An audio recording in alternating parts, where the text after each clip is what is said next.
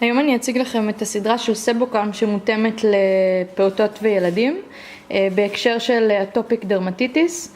מי שלא יודע, אטופיק דרמטיטיס זה בעצם אסתמה של העור ומעין אקזמה, שזה תופעה של עור שהוא דלקתי, ואפשר לראות שהוא מתאפיין ביובש של העור, בגרד של העור. זה משהו שאחוז יחסית גדול מהתינוקות ומהילדים חווים אותו. אז חשוב שנכיר גם את המוצרים האלו. המוצר הראשון שקיבלתי של סבוקלם הוא המוצר הזה, שזה קצף ניקוי טיפולי. נפתח אותו.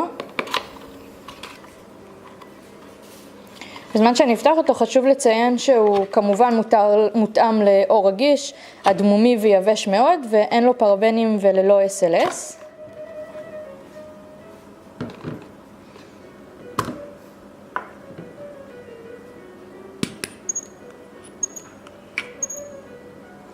רואים, זה קצף מאוד רך ונעים למגע.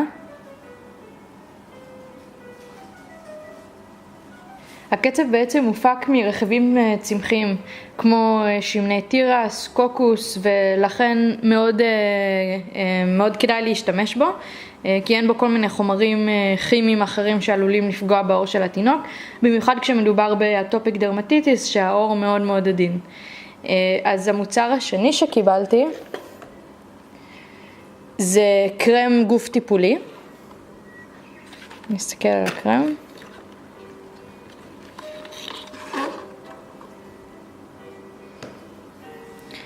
זה הקרם גוף שקיבלתי. שימוש ראשוני, אנחנו נסיר את החלק של האלומיניום. נסגור חזרה.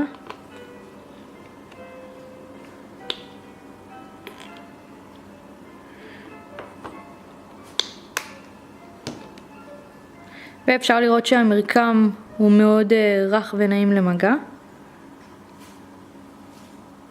הריח שלו הוא ריח נעים, קצת חזק, אבל אנחנו מרגישים שזה בעצם משהו שיוכל לטפל ולהקל על העור של התינוק, וזה בעצם מה שחשוב לנו. אז הקרם הזה מבוסס על נוסחה שהיא ייחודית כדי לשמור ולהגן על העור של התינוק.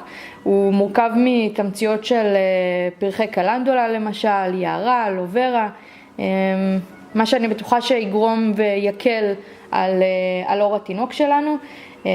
גם לקרם הזה הוא ללא בושם, וזה חשוב כי אנחנו לא רוצים שהתינוק ירגיש איזשהו משהו שהוא לא טבעי עליו ואולי יפגע בעור שלו. אז אני אתנסה במוצרים האלה ויחזור ועדכן.